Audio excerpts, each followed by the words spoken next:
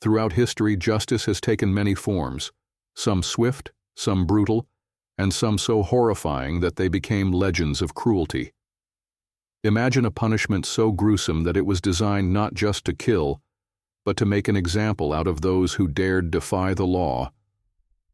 From the scorching fires of the Brazen Bull to the slow, excruciating agony of the breaking wheel, these were not just executions, they were spectacles of suffering. This is the dark and disturbing reality of history's most cruel and unusual punishments, and the real people who endured them. The execution of Robert-François Damiens, 1757. France's most brutal punishment. Robert-François Damiens was an ordinary man who became infamous for attempting to assassinate King Louis XV of France. He was not a trained killer or a political revolutionary, just a disgruntled servant who had grown frustrated with the government.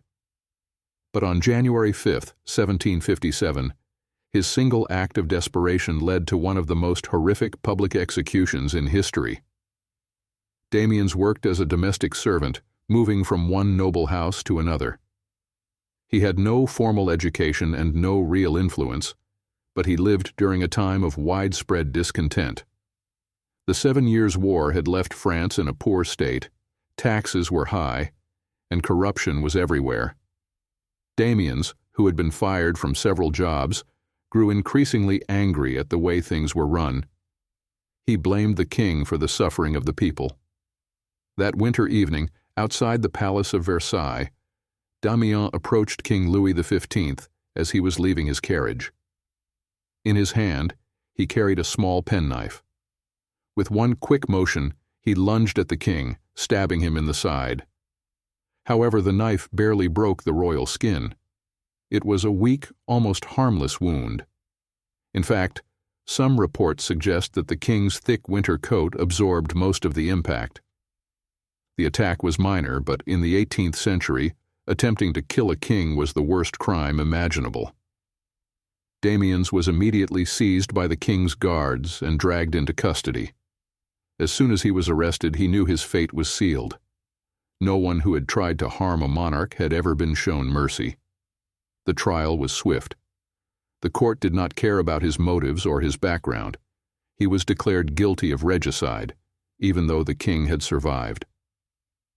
The punishment for regicide was clear: to be drawn and quartered, a method of execution so horrific that it had rarely been carried out. This was meant to send a message to the public. Any attack on the king, no matter how small, would be punished in the worst way possible. Damiens was taken to the Conciergerie, a prison notorious for its brutal conditions. Before his execution, he was subjected to extreme torture to force him to reveal if anyone else was involved in the plot. Torture methods used on Damiens included his flesh being torn with red-hot pincers in multiple places, molten lead and boiling oil being poured into his wounds, his limbs being stretched and twisted using the rack, a device that pulled his body apart. Despite hours of agony, Damiens had nothing to confess. He had acted alone. On March 28, 1757, the final stage of his punishment began. Thousands gathered in Place de Grève, Paris, to witness his execution. The crowd included commoners, nobles, and foreign observers, all curious to see a punishment that had not been carried out in over a century. The execution process was horrific. First, Damiens was brought to the scaffold and had his right hand burned with sulfur, the same hand that had held the knife. He screamed in agony as the flames consumed his flesh. Then, executioners used red-hot pincers to rip chunks of flesh from his body. This was done on his arms, legs, chest, and back. The wounds were filled with a mixture of molten lead, wax, and boiling oil, which caused unbearable pain.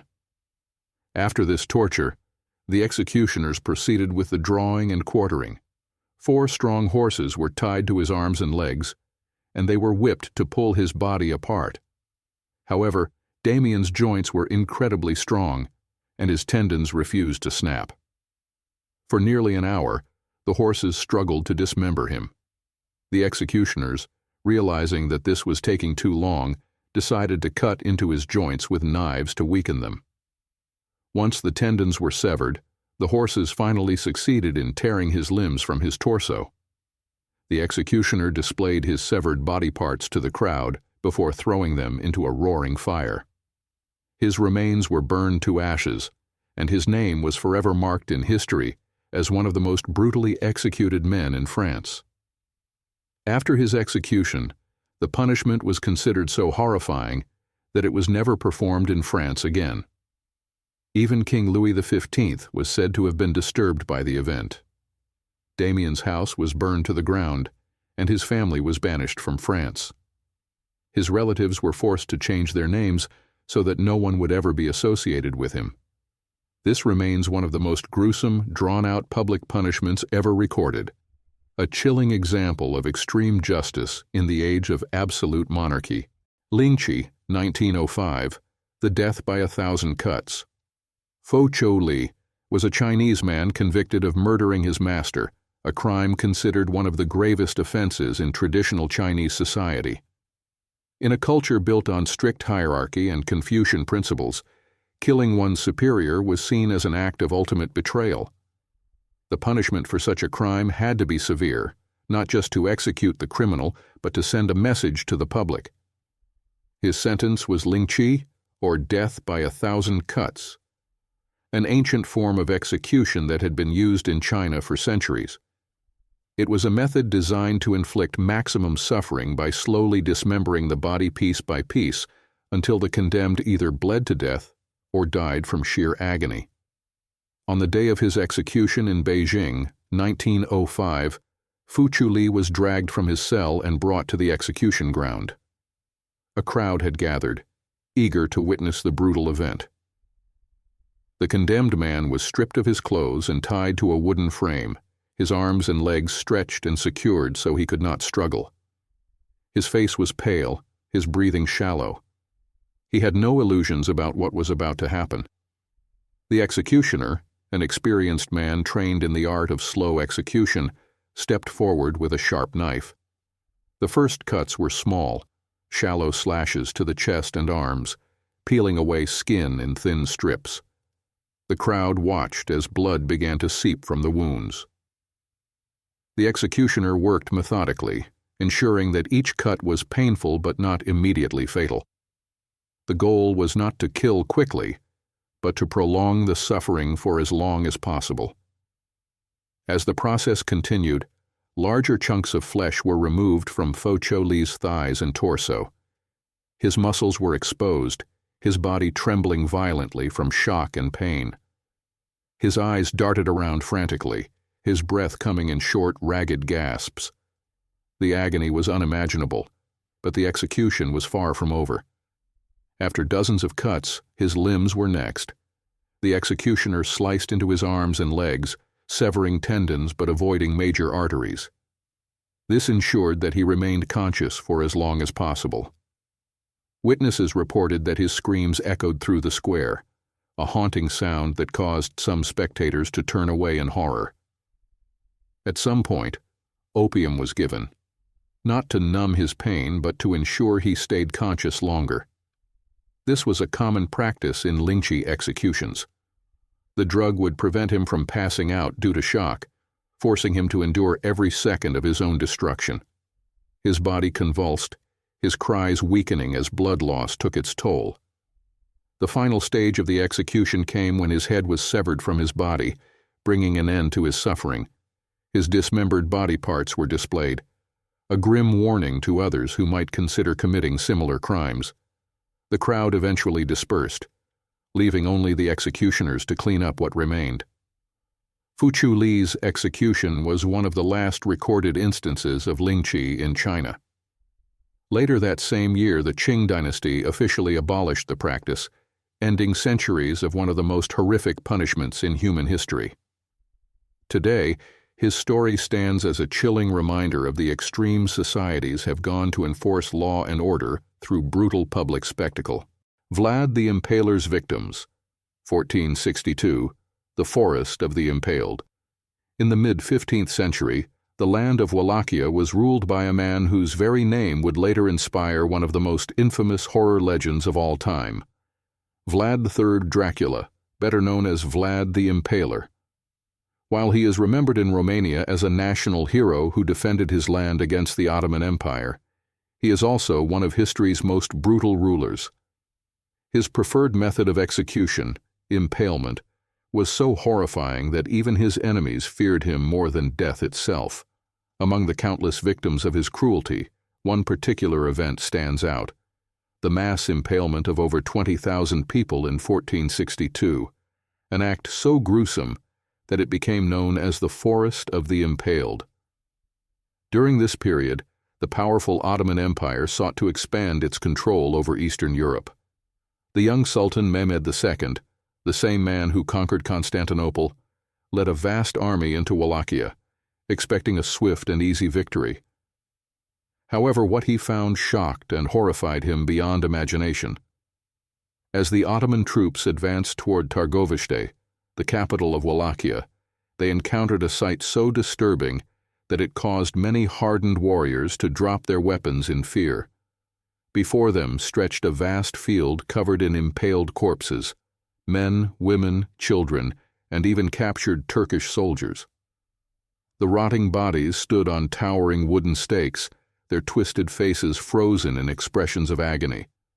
The sheer number of impaled victims blocked out the horizon, creating what could only be described as a forest of death.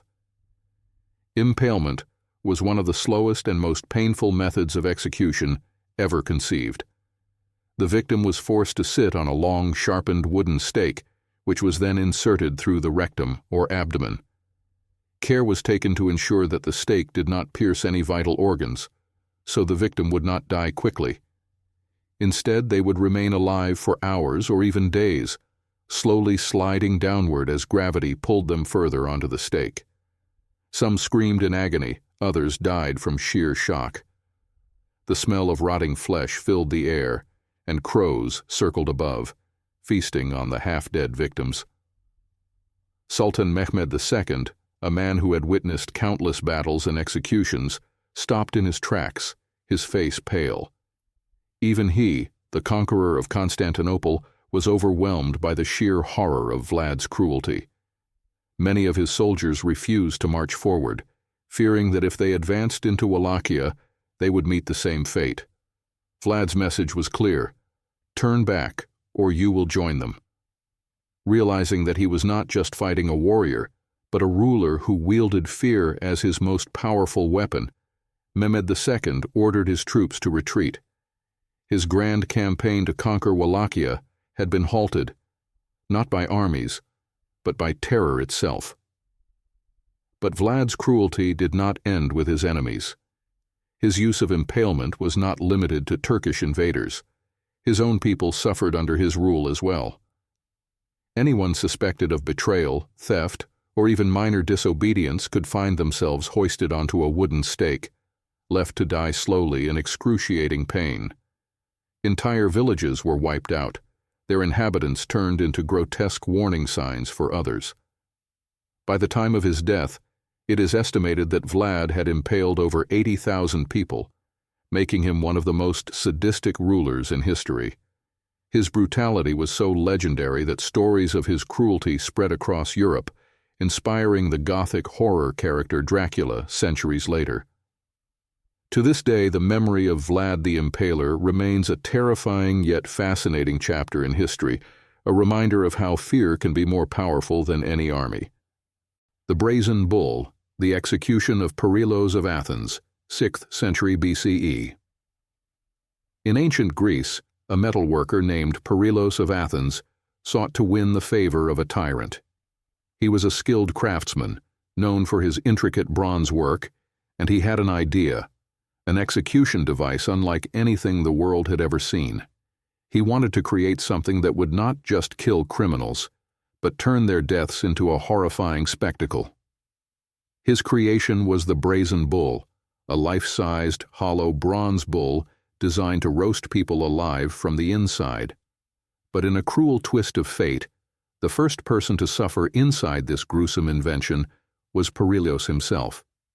Perilos crafted the Brazen Bull for Phalaris, the tyrant of Akragas, modern-day Agrigento, Sicily. Phalaris was already known for his ruthlessness, ruling his city with an iron fist. But Perilos believed his new execution device would make the ruler's punishments even more fearsome. When the bull was completed, Perilos presented it to the tyrant with great enthusiasm. The design was ingenious in its cruelty. The hollow bull had a trapdoor on its side, allowing the victim to be placed inside. Once sealed inside, a fire would be lit underneath, slowly heating the metal until the person inside was cooked alive. But Perilos had added an even more sadistic feature: a system of tubes inside the bull's head that would transform the victim's screams into sounds resembling a roaring beast. As the fire burned, those outside would hear not the cries of agony, but the bellowing of a furious bull. Proud of his invention, Perilos demonstrated the mechanism to Phalaris, explaining how it would work in detail. The tyrant listened carefully, nodding along as Perilos described the agonizing death his victims would endure. But then Phalaris turned to his guards and ordered them to seize Perilos. He wanted to test the device, not on a criminal, but on its own creator. Perilos protested, realizing too late that he had made a monstrous mistake. He had built a death machine, and now he was about to experience it firsthand. The guards forced Perilos inside the Brazen Bull and locked the door behind him. Then they lit a fire beneath the bronze belly, just as he had intended. Within moments, the metal began to glow, and the heat inside became unbearable. Perilos screamed in agony, but the tubes in the bull's head distorted his cries, making them sound like the deep, eerie roar of a wild beast. Phalaris listened, watching in cold amusement as his new torture device functioned exactly as designed. But just before Perilos could die, Phalaris ordered the door to be opened, pulling the half-dead metal worker from the burning chamber. Perilos gasped for air, his skin scorched, his body broken from the searing heat. However, Phalaris had no intention of sparing him. Instead of allowing Perilos to recover, he ordered his guards to throw him off a cliff, ensuring that the man who had created the Brazen Bull would never make another instrument of death again.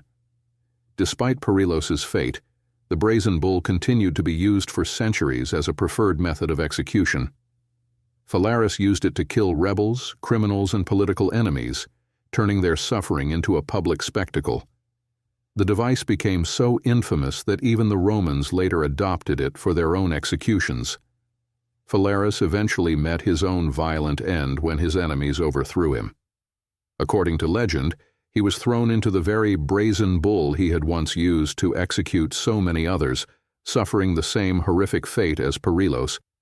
The Brazen Bull remains one of the most sadistic execution devices ever conceived, a symbol of mankind's capacity for extreme cruelty in the name of justice and power. The Scaphism execution of Mithridates, 4th century BCE, the death by insects. Mithridates was a Persian soldier who found himself condemned to one of the most excruciating and nightmarish executions ever devised by human cruelty, Scaphism, also known as the boats. This method of execution was not just about killing someone. It was about dragging out their death for days, even weeks, through unbearable torture. The process was so horrifying that very few recorded cases exist, but Mithridates' fate remains one of the most well-documented. Mithridates had committed an offense that angered King Artaxerxes II of Persia, ruler of the Achaemenid Empire. His crime? He killed the king's brother, Cyrus the Younger, during a battle. Normally, such an act might have been rewarded, but Mithridates had made a grave mistake. He publicly boasted about it, taking credit for slaying a royal figure.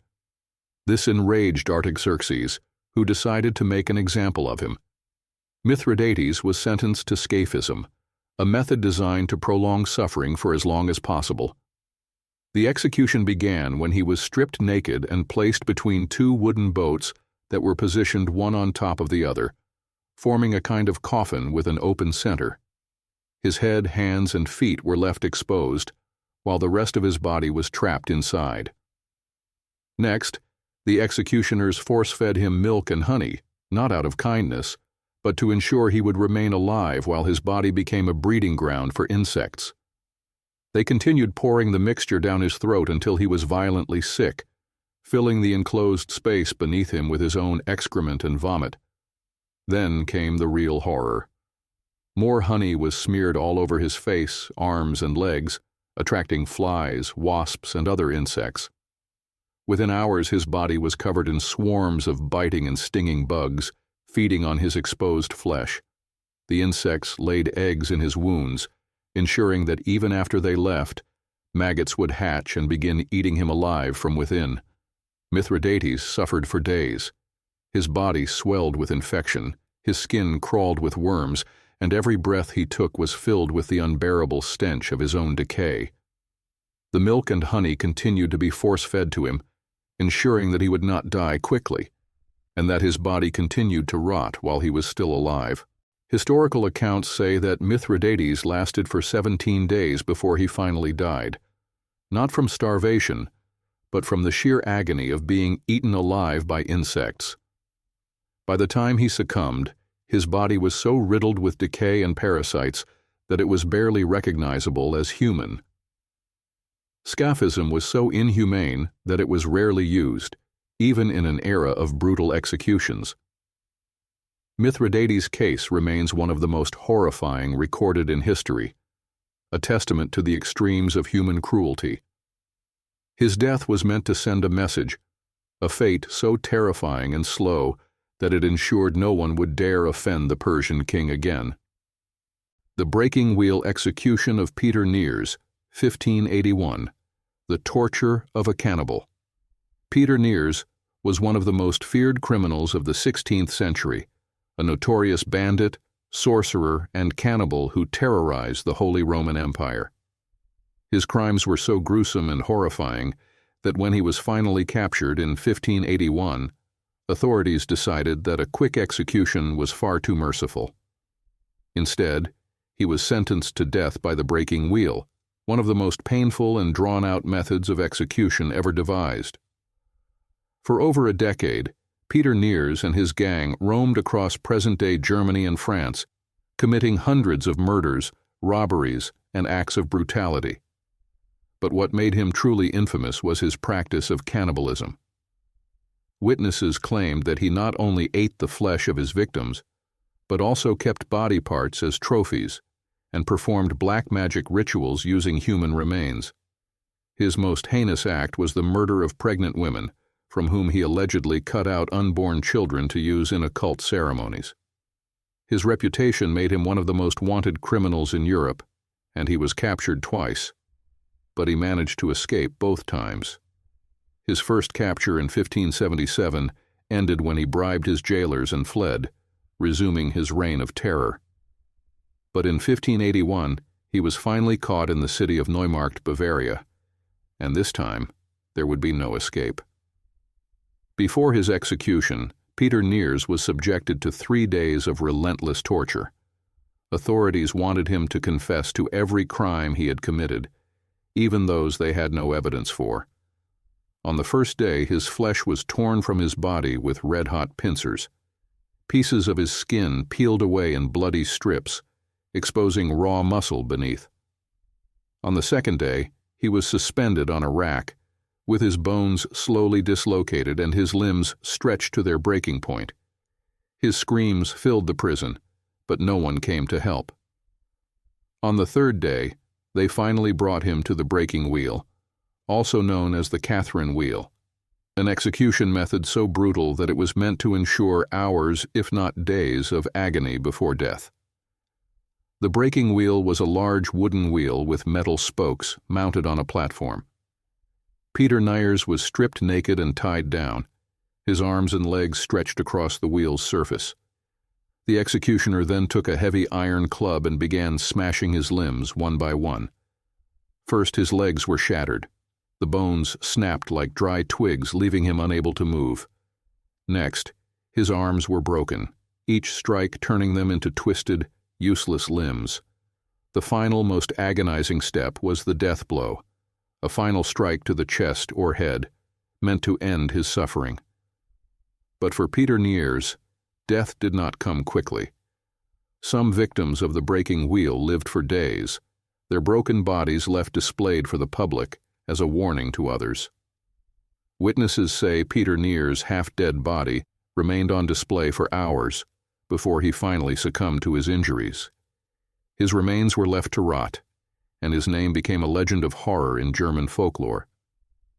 The case of Peter Niers is one of the most infamous executions of the Middle Ages, remembered not only for his unimaginable crimes, but also for the sheer brutality of his death. The breaking wheel was eventually outlawed in the following centuries, but his name lived on, a terrifying warning about the fate of those who defied the law.